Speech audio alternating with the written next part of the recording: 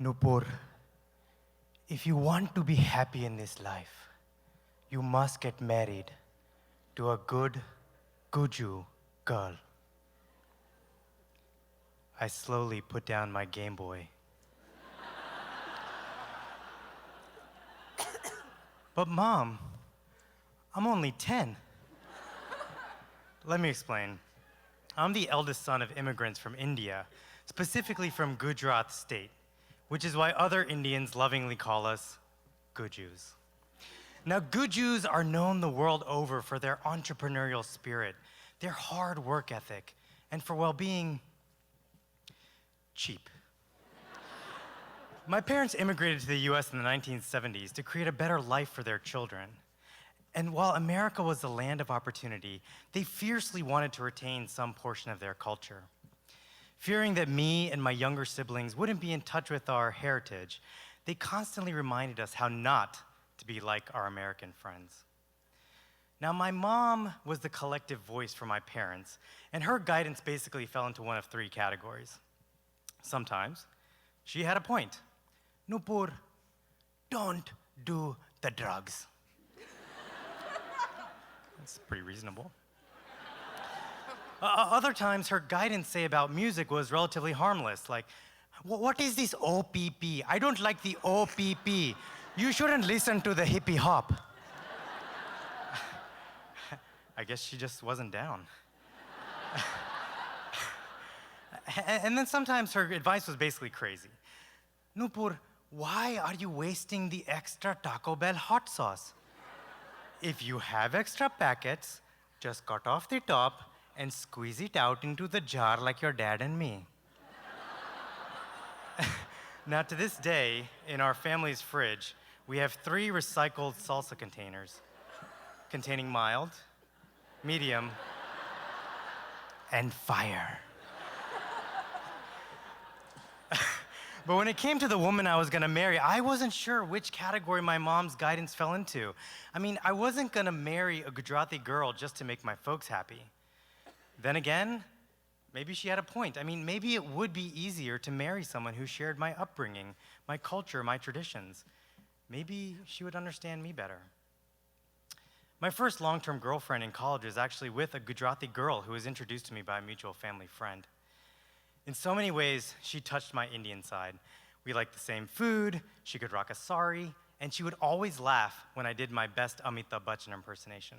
Now, you might not know who Amitabh Bachchan is, but 1 billion Indians would spill their chais right now if he walked into the room.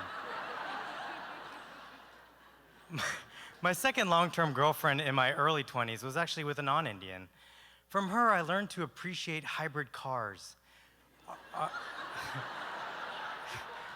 artisanal kale, you know, paying full price, you know, like real American things.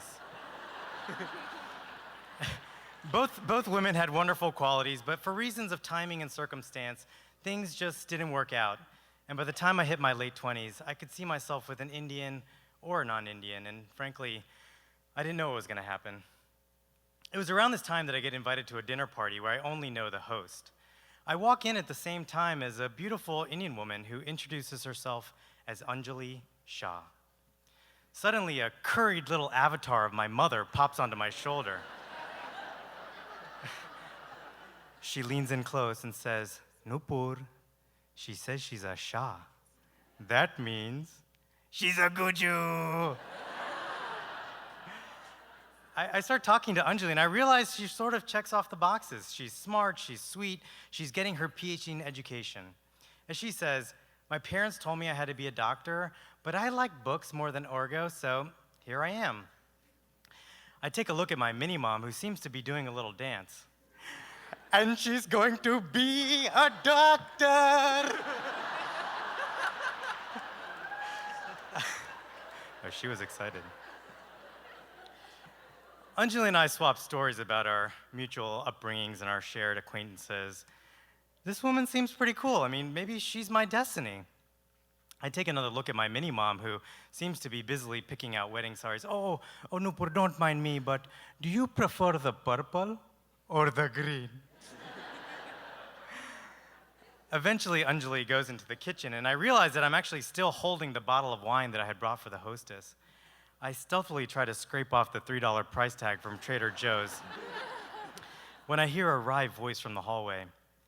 Ah, I see you're an aficionado of fine wines. I spin around to meet Laura, an attractive Jewish girl from New Jersey. I say, could you kind of keep this whole cheap wine thing a secret between the two of us? Laura gives me a wink and says, sure, that would no problem.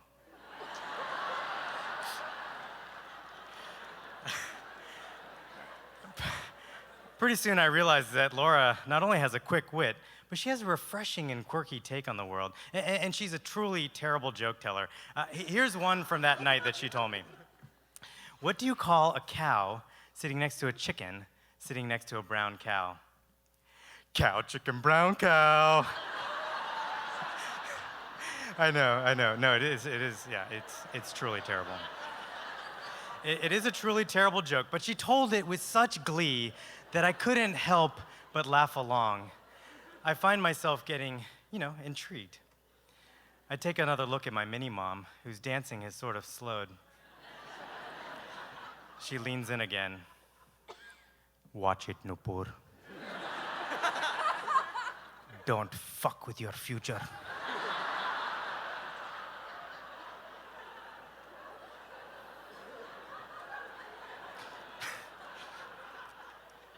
Bapre bap, or should I say oy vey, what's a poor Guju boy to do? On the one hand, there's Anjali, beautiful girl who clearly has her act together and who I know my parents would simply love. On the other hand, there's Laura, a really interesting person who has a refreshing take on the world, but I'm pretty sure my parents would be disappointed with. Folks, this isn't an easy decision, but I decided to take a chance. I banish Mini-Mom from my shoulder, and I email Laura to ask her out. Yeah, well, we start dating, and after a year of fun, laughter, and innumerable bad puns, things are going so well that I decide it's time to introduce her to my family back home in North Carolina. I call my mom to tell her the news. Mom, don't freak out, but I'm bringing home a girl. Now, in the Indian tradition, this is akin to becoming engaged. Oh, Nupur, wonderful.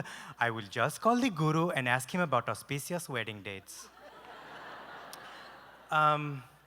Sure, Mom. You might want to consult the rabbi, too. Okay, Nupur, but do you think that my chana masala will be too spicy for her?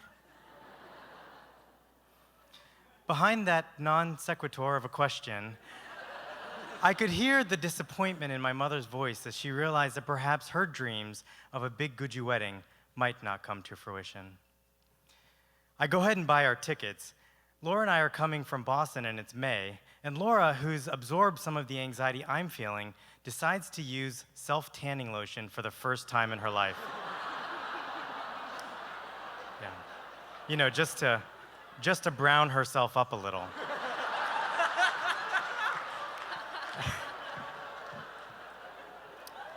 We get to my parents' house. We get to my parents' house, and much to my relief, my mom welcomes Laura with a big, warm hug. She immediately steps back and says, Laura, are you sure you don't have just a little bit of Indian in you? And I say, you wish you had a little Indian in you.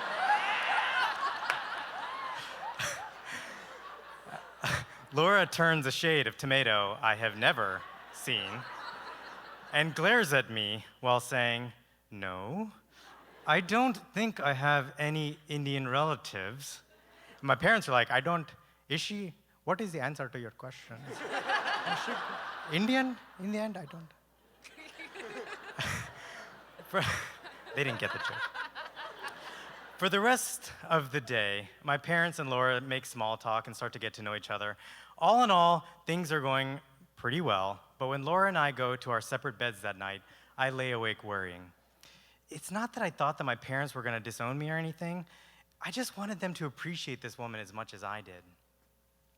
The next morning, I wake up in a panic when I look at the clock and see that it's 9 a.m. And I know that by now, everyone is already awake. I come downstairs to find my mom and Laura sitting on opposite sides of the dining room table from each other. They're both holding scissors, and they're surrounded by hundreds of Taco Bell packets in neatly stacked piles. Laura looks up at me and says, "I've got all the milds."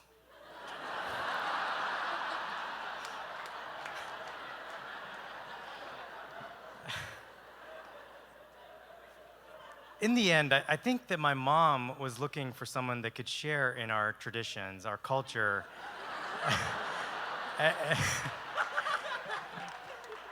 and sure, maybe some of our quirks. And for me, well, I didn't end up finding a good Jew. At least I found a good Jew.